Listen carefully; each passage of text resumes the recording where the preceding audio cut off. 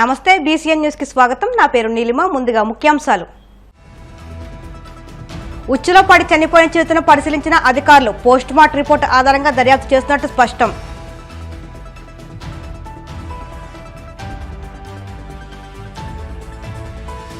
BRS నేత తెలంగాణ మాజీ మంత్రి శ్రీనివాస్ గౌడ్కు టీడీపీ ఎమ్మెల్యే కౌంటర్.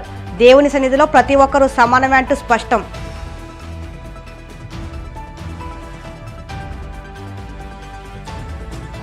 ప్రతి ఒక్కరూ విద్యుత్ను పొదుపుగా వాడాలి. నర్సాపురంలో అవగాహన ర్యాలీ నిర్వహించిన ఉద్యోగులు.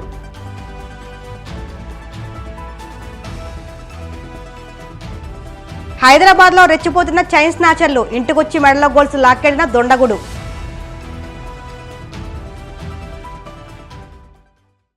కృష్ణా జిల్లా గన్నవరం మండలం మెట్లపల్లి శివారులో ఉచ్చులో పడి మృతి చెందిన చిరుతపుల్ని అటవీ శాఖ అధికారిని సునీత పరిశీలించారు. ఈ సందర్భంగా ఆమె మాట్లాడుతూ రెవెన్యూ పోలీసు అధికారుల సమక్షంలో పోస్టుమార్టం నిర్వహిస్తున్నామని, ఆ రిపోర్టు ఆధారంగా దర్యాప్తు చేపడతామన్నారు. ఓ రైతు పొలంలో ఉచ్చులో పడి మృతి చెందినట్లు గుర్తించామని, ఈ ప్రాంతంలో ఉచ్చులు ఎందుకు పెట్టారనే దానిపై దర్యాప్తు చేస్తున్నట్టు తెలిపారు. గతంలో ఎప్పుడు ఈ ప్రాంతంలో చిరుతపులు తిరిగినట్లు ఆధారాలు లేవని, ఈ ప్రాంత ప్రజలు అప్రమత్తంగా ఉండాలని హెచ్చరించారు. ఏరియాకి అడ్జసెంట్ గానే ఉంది లొకేషన్. సో ఎగ్జాక్ట్ గా అది కోఆర్డినేట్స్ తీసుకొని అది ఫైండ్ అవుట్ చేస్తాము. బట్ కాజ్ ఆఫ్ డెత్ చూస్తుంటే ప్రిలిమినరీగా మాత్రం అది స్నేర్ అన్నది కనిపిస్తుంది అక్కడ. సో ఆ స్నేర్స్ అది ఎవరు అక్కడ లొకేట్ చేస్తున్నారు ఏంటి అన్నది ఆఫ్టర్ ఎంక్వైరీ అది ఫైండ్ అవుట్ చేస్తాం. స్టాండర్డ్ ఆపరేటింగ్ ప్రొసీజర్ వైజ్ దానికి పిఎం కండక్ట్ చేసుకొని మేము ప్రిలిమినరీ రిపోర్ట్స్ మేము సబ్మిట్ చేయాల్సి ఉంటుంది. సో అది కంప్లీట్ అయిన తర్వాత కాజ్ ఆఫ్ డెత్ అంటే పోస్ట్ మార్టం తర్వాత ఏ రీజన్ తో ఏంటి అనేది సైంటిఫిక్ గా ఫైండ్ అవుట్ చేసిన తర్వాత ఫర్దర్ రిపోర్ట్ మేము సబ్మిట్ చేస్తాం. అది హెడ్ ఆఫీస్ కి అండ్ యాజ్ వెల్ ఎన్టీసీఏకి వెళ్తుంటారు రిపోర్ట్. సో ఇది ప్రిలిమినరీ అయితే. ఇంకా ఎక్కడెక్కడ ఇది స్నేర్స్ ఉన్నాయి ఏంటి ఎవరెవరు ఇలా చేస్తున్నారు అన్న దాని గురించి అయితే మాత్రం ఎంక్వైరీ జరుగుతుంది. అంటే ఎంత ఎక్స్టెంట్ వరకు వీళ్ళు వెళ్తున్నారు, ఎవరు దానికి రెస్పాన్సిబిలిటీ ఉందనేది చూస్తున్నాం. అది ఆ స్నేర్స్ ఎవరు ఏంటి అన్నది.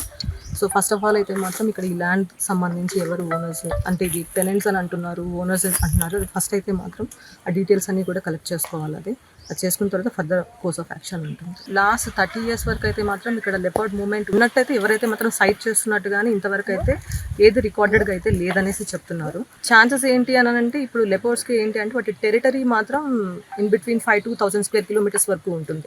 మనకి ఇప్పుడు ఇక్కడ కొండపల్లి ఆర్ఎఫ్ ఏరియా ఉంది, అక్కడ లెపర్డ్స్ ఉన్నట్టయితే మాత్రం రికార్డ్ అయితే ఉంది అక్కడ నుంచి. And at the same time PNP మనకి పాపికొండ నేషనల్ పార్క్ ఉంది.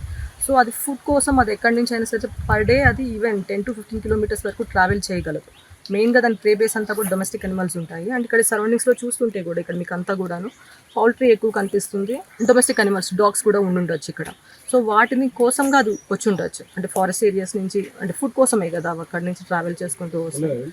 సో ఆ ప్రాసెస్లో ఇది జరుగుండొచ్చు. దీన్ని బట్టి ఏంటి అని అంటే ఫస్ట్ టైం ఇక్కడ లెపర్డ్స్ మూవ్మెంట్ ఉంది అనేది అయితే మాత్రం అర్థమవుతుంది. సో ఇంకేదైనా ఉందా ఏంటి అనేది సైటింగ్స్ దాని గురించి మేము ఫర్దర్ ఇన్వెస్టిగేషన్ మేము చేస్తాం. అప్రాక్సిమేట్గా అది 10 to 15 kilometers 15 kilometers ఈజీగా అది ట్రావెల్ చేయగలదు పర్ డే. సో అలాగే ఎన్ని డేస్ నుంచి అది ఎక్కడి నుంచి వచ్చింది అన్నది అది ట్రాకింగ్ చేస్తున్నప్పుడు అది అంటే కెమెరా ట్రాపింగ్ చూసినప్పుడు మాత్రమే తెలుస్తుంది. అది అంటే ఆ పాత్లో అది వెళ్తుందా లేదా అన్నది మనం ట్రాక్ చేయగలిగినప్పుడు మాత్రం. ఇంతవరకు అంటే ఇక్కడ వరకు ఆ రికార్డే లేదు. ఇక్కడ ఒకటి లెపర్డ్ ఒకటి ఉంది, ఇది పాపులేషన్ ఉంది, ఇలా సైటింగ్స్ జరిగాయని ఇంతవరకు ఎవరైతే నోటీస్ చేసినట్టు చెప్పలేదు. ఇప్పుడు ఇది ఫ్రింజెస్ అని అంటున్నారు కానీ ఎగ్జాక్ట్గా అది చూసుకుంటే అది విత్ ఇన్ బౌండరీలోనే ఉంది. మనకి హ్యాబిటాట్ని మనం ఫ్రాగ్మెంట్ చేసినప్పుడు మనం వాటి ఏరియాలోకి మనం వెళ్తున్నాం, దాని ఏరియాని మనం ఎంక్రోచ్ చేస్తున్నాం. ఎందుకంటే దాని మూవ్మెంట్ని మనమే రెస్ట్రిక్ట్ చేస్తున్నాం. కాకపోతే ఇక్కడ ఒకటి పబ్లిక్కి అడ్వైస్ చేయడం అయితే ఏంటనంటే ఇప్పుడు ఇన్ కేస్ ఇక్కడ ఇలాంటి చోట ఇక్కడ ఒక మూమెంట్ ఉంది అని అన్నప్పుడు ఇప్పుడు అది దాని ప్రే బేస్ కోసమే వస్తుంది. Main thing hunting. ఎందుకనంటే దానికి ఫుడ్ కావాలి, ఆ ఫుడ్ కోసమే అది బయటకు వస్తుంది. బయటకు వచ్చిన ఇన్ సర్చ్ ఆఫ్ ఫుడ్ అది ఇంత దూరం ట్రావెల్ చేసుకుంటూ వస్తుంది. ఆ ప్రాసెస్లో దానికి ఇక్కడ ఏదైనా సరే డాగ్స్ కావచ్చు, డొమెస్టికేటెడ్ అనిమల్స్ ఎనీథింగ్, షీప్ కావచ్చు, గోట్ కావచ్చు, మనకి డాగ్స్, ఇంకా ఇక్కడ ఉన్న పౌల్ట్రీ ఏదైనా సరే బర్డ్స్ కావచ్చు, మ్యామల్స్ కావచ్చు, చిన్న చిన్న హెయిర్స్, రోడెంట్స్, ఎనీథింగ్ ఏదైనా సరే దానికి అది ప్రే బేస్ అవుతుంది అనమాట. ఇన్ సర్చ్ ఆఫ్ దట్ అది వస్తూ ఉంటుంది. సో ఆ ప్రాసెస్లో ఏం చేయాలంటే చిన్న పిల్లలుగా ఉన్న వాళ్ళు నైట్ టైంలో మాత్రం ఎప్పుడూ ఎట్టి పరిస్థితుల్లోనూ చీకట్లో, ఎందుకనంటే అది లెపర్డ్ అటాక్ చేసేది బ్యాక్ సైడ్ నుంచి అటాక్ చేస్తుంది. అండ్ చిన్నపిల్లలు అనంటే దానికి ఈజీగా ఉంటుంది. డాగ్ సైజ్, చిన్న కాఫ్ సైజ్, ఆ సైజులో ఉన్నప్పుడు. సో ఆ ప్రికాషనరీ మెజర్స్ అయితే తీసుకోవాలి.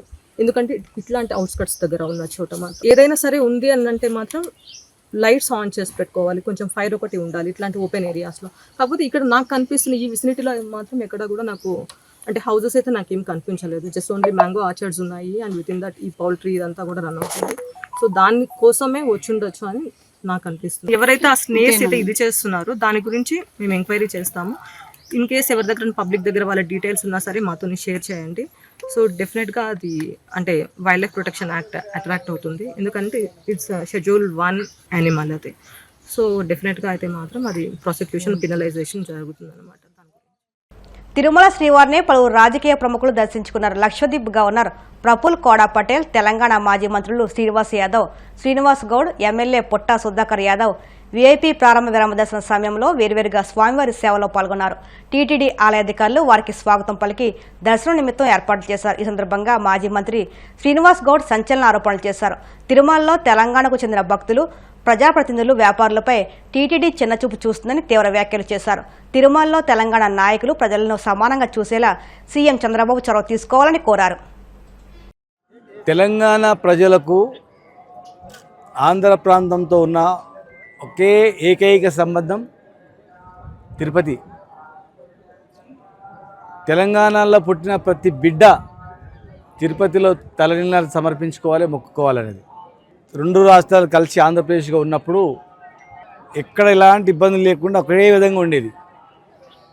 రెండు రాష్ట్రాలు విడిపోయిన తర్వాత డిఫరెన్సెస్ లేకుండా ప్రజలను కలిపిన దానిలో మా ప్రభుత్వంతో పాటు తిరుపతి దేవస్థానం, టీటీడీ పాలక మండలి కూడా.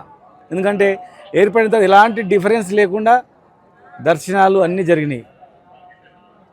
గతంలో చంద్రబాబు నాయుడు గారు ఉన్నప్పుడు, తర్వాత జగన్ గారు వచ్చిన తర్వాత కూడా కొనసాగింపుగా జరిగింది. కానీ ఈరోజు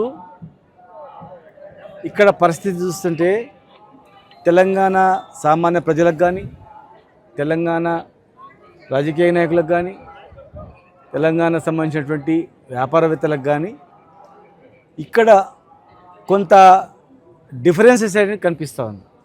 ఇది మంచి పరిణామం కాదు. ఎందుకంటే టీటీడీ పాలక మండలి అంటే మాకు గొప్ప గౌరవం. దేవుడు, తిరుపతి దేవుడు అంటే మాకు ప్రపంచానికి దేవుడు. ఈ ప్రాంతంలో ఉన్నంత మాత్రం ఈ ప్రాంతం మాది అని దేవుని విషయంలో అనుకుంటూ వెళ్ళలేదు. అలా చేస్తే దేవుని కూడా కోపం వస్తుంది. ఒకే మాదిరిగా ఉండాలి. తెలంగాణ ప్రజలకు, ఆంధ్ర ప్రజలకు, తెలంగాణ నాయకులకు, ప్రజాప్రతినిధులకు, ఆంధ్ర నాయకులకు, వ్యాపారవేత్తలు ఈక్వల్గా ఉండాలి. కానీ ఇక్కడ చాలా డిఫరెన్స్ కనిపిస్తుంది. ప్రజలకు, రాజకీయ నాయకులకు కానీ, వీఐపీలకు కానీ, మామూలు వాళ్ళకు కానీ, వ్యాపారవేత్తలకు కానీ, భక్తులకు మాత్రం భేదం కనిపిస్తూ ఉంది. అనుభవజ్ఞుడైనటువంటి ముఖ్యమంత్రి గారు మరి దీన్ని సరిచేయాల్సిన బాధ్యత ఉంది. మేము ఏనాడైనా ఈ 10 సంవత్సరాల కాలంలో ఏనాడైనా మేము ఆంధ్ర వాళ్ళ ప్రజలను కానీ, ఆంధ్ర వ్యాపారస్తులను కానీ, మేము హైదరాబాద్లో కానీ, తెలంగాణలో కానీ ఏనాడైనా భేదాభిప్రాయం చూసినామా? ఆంధ్రప్రదేశ్ ఉన్నప్పుడు కూడా తెలంగాణలో ఎక్కడ నీళ్ళు ఉంటే, ఎక్కడ కాలువలు ఉంటే అక్కడ ఆంధ్ర వాళ్ళు వచ్చి వ్యవసాయం చేసేది. ఎప్పుడు కూడా వాళ్ళను భేదాభిప్రాయం చేయలేదు. రాష్ట్రం విడిపోయిన తర్వాత కూడా ఇలా తెలంగాణ మేము తెచ్చిన తెలంగాణలో మాకన్నా ఎక్కువ లబ్ధి పొందింది ఆంధ్ర వ్యాపారస్తులే. హైదరాబాద్లో నువ్వు కాంట్రాక్టర్లు చూసినా వాళ్ళే ఉన్నారు, బిల్డర్లు చూసినా వాళ్ళే ఉన్నారు, ఆర్థికంగా బలపడిన దానిలో కూడా వాళ్ళే ఉన్నారు. మేము తీసుకొచ్చుకొని మేము బాగుపడదాం అనుకుంటే మాకన్నా ఎక్కువ వాళ్ళే బాగుపడ్డారు. సరే వాళ్ళు పని చేసుకుంటున్నారులే అనుకొని మేము అనుకున్నాం. కానీ ఇంత డిఫరెన్సెస్ ఉంటామని ఇప్పుడు చూస్తున్నాం 10 ఏళ్ళ తర్వాత. ఇది మంచిది కాదు. ఈరోజు మేము హైదరాబాద్లో కానీ, తెలంగాణలో టీటీడీ వాళ్ళకు కళ్యాణ మంటపాలు కానీ, గుళ్ళకు కానీ ఎన్నో ప్లేస్ ఇచ్చి అంటే మాకు గొప్ప సంకల్పంగా భావిస్తాం. టీటీడీ వాళ్ళ కళ్యాణ మండపం కడుతున్నారంటే గొప్ప అదృష్టంగా భావిస్తాం. టీటీడీ కూడా వచ్చిందంటే ఉంది. కానీ ఇక్కడ అసలు రూమ్స్ అడిగితే పట్టించుకునే వాళ్ళు లేరు. దర్శనం కాడ చాలా ఇబ్బంది పడతాం. తిరుమల తిరుపతి దేవస్థానంపై బీఆర్ఎస్ నేత, తెలంగాణ మాజీ మంత్రి శ్రీనివాస్ గౌడ్ చేసిన వ్యాఖ్యలకు టీడీపీ కౌంటర్ ఇచ్చింది. శ్రీనివాస్ గౌడ్ వ్యాఖ్యలు అర్ధరహితమని టీడీపీ మడకసిర ఎమ్మెల్యే ఎంఎస్ రాజు అన్నారు. బీఆర్ఎస్ పార్టీ ఉనికి కోసం 2 రాష్ట్రాల ప్రజల మధ్య విద్వేషాలు రెచ్చగొట్టేందుకు ప్రయత్నిస్తుందని ఆరోపించారు. దేవుడి ముందు అందరూ సమానమేనని, ఆ విషయాన్ని శ్రీనివాస్ గౌడ్ గుర్తించుకోవాలని ఎంఎస్ రాజు అన్నారు. తిరుమలలో వివక్షకు తావు లేదని, లక్షలాది మంది భక్తులు వచ్చే చోట ప్రాంతీయవాదం, కులాలు చూసే పరిస్థితి ఉండదన్నారు. అందరికీ నమస్కారం. తిరుమల తిరుపతి దేవస్థానం పైన బీఆర్ఎస్ నేత, మాజీ మంత్రి శ్రీనివాస్ గౌడ్ గారి వ్యాఖ్యలు అర్థరహితం. తిరుమలకు వచ్చే భక్తులు రోజుకి 60,000 నుంచి 80,000 90,000 వరకు రోజుకి భక్తులు అక్కడికి రావడం జరుగుతుంది. కులము ప్రాంతము చూసేటువంటి పరిస్థితి అక్కడ ఉండదు. కేవలం ఇది శ్రీనివాస్ గౌడ్ గారి యొక్క అస్తిత్వం కోసమో లేదా వాళ్ళ పార్టీ ఉనికి కోసమో ఫ్రస్ట్రేషన్లో మాట్లాడినట్లుంది. తిరుమల పైన ఎటువంటి వివక్షతకి తావు లేదు. లక్షలాది మంది భక్తులు వచ్చే చోట ప్రాంతీయవాదాలనో లేదా కులాలనో చూసేటువంటి పరిస్థితి ఉండదు. తిరుమలలో దేశ విదేశాల నుంచి ప్రపంచవ్యాప్తంగా భక్తులు వస్తూ ఉంటే కేవలం ప్రాంతీయవాదంతో ప్రాంతీయ తత్వంతో వచ్చినటువంటి పార్టీ నుంచి వచ్చినటువంటి నేత నుంచి ఇలాంటి మాటలే చూడాల్సి వస్తుందేమో. తిరుమలలో ఎటువంటి వివక్షత లేదు.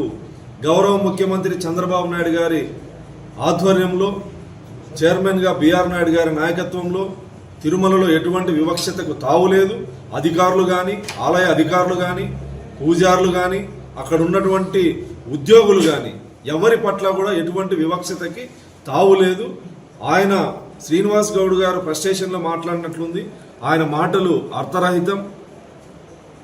ఎందుకు అలా మాట్లాడాల్సి వస్తుందో, భక్తి దేవుడి దగ్గరికి వచ్చిన తర్వాత ఆలయ ప్రాంగణం దగ్గర రాజకీయాలు మాట్లాడకూడదని చెప్పినప్పటికీ మళ్ళీ 2 రాష్ట్రాల మధ్య విద్వేషాలు రెచ్చగొట్టే విధంగా మాట్లాడడం సరికాదు. దేవుడి దగ్గర అందరూ సమానమైన విషయాన్ని గుర్తుపెట్టుకోవాలని సందర్భంగా జాతీయ విద్యుత్ పొదుపు వారోత్సవాల సందర్భంగా నర్సాపురం డివిజన్ పరిధిలో అవగాహన ర్యాలీలు నిర్వహించారు. నర్సాపురం ఈఈ కె మధుకుమార్ ఆధ్వర్యంలో నర్సాపురం పాలకొల్లు వీరవాసరం పెనుగొండ ఆచంట పరిధిలోని విద్యుత్ ఉద్యోగులు నర్సాపురం పట్టణంలో భారీ ర్యాలీ నిర్వహించారు. పట్టణంలోని అంబేద్కర్ సెంటర్లో మానవహారం అనంతరం ర్యాలీ నిర్వహించారు. ఈ సందర్భంగా మధుకుమార్ మాట్లాడుతూ విద్యుత్ను ప్రతి ఒక్కరూ పొదుపుగా వినియోగించుకోవాలని, భవిష్యత్ తరాలను దృష్టిలో ఉంచుకుని పొదుపును పాటించాలని అన్నారు. జాతీయ విద్యుత్ పొదుపు వారోత్సవాల సందర్భంగా నర్సాపురం డివిజన్ పరిధిలో అంటే నర్సాపురం, పాలకొల్లు, వీరవాసరం, అలాగే పెనుగొండ, ఆచంట ఉన్నటువంటి ప్రతి ఒక్క విద్యుత్ ఉద్యోగుల తరఫున నర్సాపురం డివిజన్ తరఫున మేము ఇక్కడ విద్యుత్ ర్యాలీ చేస్తున్నాం. ఈ ర్యాలీ యొక్క ఉద్దేశం ఏంటంటే విద్యుత్ ని మనం ఆదా చేయాలి, విద్యుత్ యొక్క అనవసరమైన వినియోగాన్ని తగ్గించాలనే మెసేజ్ ని ప్రతి ఒక్కరికి తీసుకువెళ్లాలని, ప్రతి ఒక్క విద్యుత్ వినియోగాన్ని తీసుకెళ్లాలని పొదుపు విద్యుత్ వారోత్సవం సందర్భంగా ర్యాలీ చేస్తున్నాం. ఈ యొక్క వారోత్సవాల సందర్భంగా ఈ సౌర విద్యుత్ కూడా మేము చాలా ఎక్కువగా ప్రమోట్ చేస్తున్నాం. కేంద్ర రాష్ట్ర ప్రభుత్వాలు భారీ ఎత్తున సబ్సిడీ ఇస్తున్నాయి. 1 కిలోవాట్ 30,000 చొప్పున 3 కిలోవాట్లకి అత్యధికంగా 78,000 వరకు కూడా ప్రభుత్వం సబ్సిడీ ఇస్తుంది. అంతకుముందు ఎంతో ఖరీదైనటువంటి సోలార్ ప్యానెల్స్ ఇప్పుడు చాలా తక్కువ రేట్లో కూడా అందుబాటులోకి వచ్చినాయి. ప్రభుత్వం దానికి భారీగా ట్యాక్స్ ఎగ్జంప్షన్ ఇవ్వడం వలన చాలా తక్కువ రేటుకు కూడా కంపెనీలు సప్లై చేసే పరిస్థితి ఉంది. కాబట్టి సౌర విద్యుత్ వైపు ఎక్కువ అందరూ ఆకర్షితులయ్యేలాగా మేము ప్రమోట్ చేస్తున్నాం. అనవసరమైనటువంటి విద్యుత్ వృధాన్ని అరికట్టాలని కూడా ఈ యొక్క ర్యాలీ సందర్భంగా మేము అందరికీ కూడా మా యొక్క విద్యుత్ సంస్థ తరఫున మేము సందేశాన్ని ఇస్తున్నాము. వచ్చిన ప్రతి ఒక్కరికి కూడా స్టాఫ్ అందరూ కూడా చక్కగా పాల్గొని ఈ యొక్క ర్యాలీని జయప్రదం చేశారు. మీ యొక్క మీడియా సహకారం కూడా మేము కోరుకుంటున్నాం. మీరు కూడా ఈ యొక్క మెసేజ్ ని ప్రతి ఒక్క విద్యుత్ వినియోగదానికి తీసుకెళ్లేలాగా మీ యొక్క సహాయం కూడా మాకు ఇవ్వాలని కోరుకుంటున్నాం. వర్షాభావం నేపథ్యంలో రైతుల పంటను రక్షించుకోవడానికి టార్పలిన్ పట్టాలను సిద్ధం చేశామని గుంటూరు కలెక్టర్ నాగలక్ష్మి వెల్లడించారు. క్యాంపు కార్యాలయంలో కలెక్టర్ మాట్లాడుతూ మద్దతు ధరకే ధాన్యం కొనుగోలు జరుగుతున్నాయని, రైతుల అపోహలను వీడి రైతు సేవా కేంద్రాలను సద్వినియోగం చేసుకోవాలని కలెక్టర్ సూచించారు. మనం ఇప్పటికే దాదాపు అబౌట్ 10,000 టన్స్ ప్యాడీ అనేది ప్రొక్యూర్ చేయడం జరిగింది. అండ్ రాష్ట్ర ప్రభుత్వం కూడా దాదాపు 48 అవర్స్లోనే అందరికీ కూడా పేమెంట్ అనేది ఇస్తున్నారు. మన జిల్లాలో దాదాపు 16 మిల్స్ మనకి ఈ ప్యాడీ ప్రొక్యూర్మెంట్లో పార్టిసిపేట్ చేస్తున్నారు. సో మనకి ఇక్కడ చాలా ప్లేసెస్లో ఏంటంటే ఇప్పుడు లాస్ట్ నిన్న కానీ ఇవాళ కానీ కొంచెం వెదర్ క్లౌడీగా ఉండడంతో రైతులందరూ కూడా చాలామంది మాకు ఇంకా త్వరగా తీసుకోవాలనే ఇది కోరుకున్నారు. సో అన్ని రైతు సేవా కేంద్రాల నుంచి కూడా రైతులు ఎక్కడైతే ప్యాడీ ఆగపెట్టుకున్నారో అక్కడ వాళ్ళకి విజిట్ చేసి మాయిశ్చర్ మెజర్ చేసి, మాయిశ్చర్ మనకి ఉన్నది 17% లోపు ఉంటే ఎంఎస్పీ కరెక్ట్గా వస్తుంది. 17% దాటి ఉంటే మనకి పర్సంటేజ్కి కేజీ చొప్పున మనము కట్ చేసి తీసుకోవడం జరుగుతుంది. బట్ మనం అది తప్పితే ఎక్కడ కూడా ఎటువంటి ఇది కానీ చేయటం లేదు. సో రైతులు ఎవరికి కూడా అపోహం లేకుండా అందరూ కూడా మన రైతు సేవా కేంద్రాల్లో మీకు ఏ రోజు ఇవ్వదలుచుకున్నారో ఆ రోజు షెడ్యూలింగ్ చేసుకున్నట్లయితే మనము గన్ని లేబరు ట్రాన్స్పోర్టేషన్ అంతా కూడా అరేంజ్ చేసుకొని ఫార్మరు అరేంజ్ చేయొచ్చు, మిల్లు అరేంజ్ చేయొచ్చు. అండ్ వాళ్ళకి నచ్చిన మిల్లు ఎన్నుకొని అక్కడ ట్రాన్స్పోర్టేషన్ కూడా చేసేలాగా చూస్తున్నాము. ప్లస్ ఈ వర్షాకాలం ఇట్లా వర్షం వస్తుందనే దీంతో మనము జిల్లాలో 350 టార్పాలిన్స్ కూడా ఆల్రెడీ కొని పెట్టుకోవడం జరిగింది. మన కంట్రోల్ రూమ్ కాల్ చేసినట్లయితే ఎవరైనా రైతు మనకి పంటని సేవ్ చేసుకోవడానికి కోసం టార్పాలిన్స్ నీడ్ ఉంటే అది కూడా ఇవ్వడానికి అనుకుంటున్నాం. ఇప్పుడు కాసేపు ప్రకటనలు.